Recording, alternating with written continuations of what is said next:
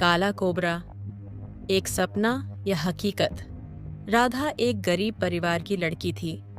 बचपन से ही उसके सपनों में एक रहस्यमयी काला सांप आता था। कभी वह उसे घूरता, कभी धीरे धीरे उसकी ओर रेंगता और कभी अपनी फुफकार से उसे जगा देता। माँ कहती, बेटी, ये बस एक सपना है, ज्यादा मत सोच। मगर राधा के लिए यह सपना नहीं, एक डर था जो उसके साथ बड़ा हो रहा था। समय बीता, राधा जवान हुई। गांव के ही रामू से उसकी दोस्ती हो गई और यह दोस्ती धीरे धीरे प्यार में बदल गई। रामू गरीब था, लेकिन उसका दिल सोने जैसा था।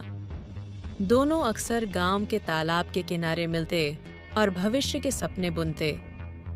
राधा के सपनों में अब प्यार था, मगर उन सपनों में अब भी वह काला कोबरा आता था, अब और भी डरावना और भी नजदीक। शादी के बाद ये सपने और भयानक हो गए। कभी वह देखती कि कोबरा उसके पैरों से लिपट रहा है, कभी वह अपने सिर पर उसकी छाया महसूस करती। वह हर रात डर के मारे जाग जाती, मगर किसी से कुछ कह न पाती। एक दिन सुबह सुबह वह घर के पीछे गोबर फेंकने गई। धूप हल्की थी, माहौल शांत था। जैसे ही उसने हाथ में भरा गोबर जमीन पर फेंका, उसकी आंखें फटी की फटी रह गईं। सामने घास के बीच एक विशाल काला कोबरा कुंडली मारे बैठा था।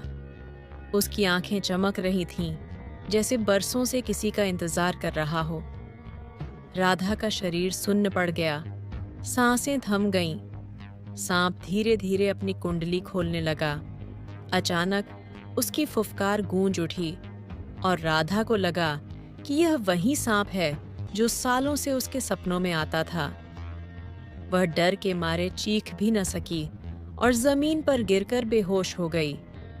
कुछ देर बाद गांव की औरतें वहां से गुजरीं तो राधा को बेहोश पड़ा देख दौड़ पड़ी। घर पर सब इकट्ठा हो गए। उसकी भाभी पानी के छींटे डालने लगी। जैसे ही राधा को होश आया, भाभी ने पूछा, क्या हुआ तुझे? राधा कांपती आवाज में बोली, मैं गोबर फेंकने गई थी। वहां मैंने एक भयानक काला कोबरा देखा। भाभी हंस पड़ी। अरे, ये गांव है, यहाँ सांप तो दिखेंगे ही। मगर राधा की आंखों में अजीब सा डर था। वह जानती थी ये कोई आम सांप नहीं था, ये वही था जो बरसों से उसके सपनों में आ रहा था और अब वह असली दुनिया में आ चुका था। उस रात राधा ने फिर सपना देखा, वही काला कोबरा, मगर इस बार वह सिर्फ देख नहीं रहा था, वह धीरे धीरे उसकी ओर बढ़ रहा था और उसकी फुफकार में एक आवाज थी, समय आ गया है। क्या यह महज एक सपना था या कुछ ऐसा जो अब उसकी हकीकत बनने वाला था? जानने के लिए आगे की कहानी का इंतजार करें तथा हमारे चैनल को सब्सक्राइब करके वीडियो को लाइक और शेयर जरूर करें और कमेंट में बताएं आपको यह कहानी कैसी लगी।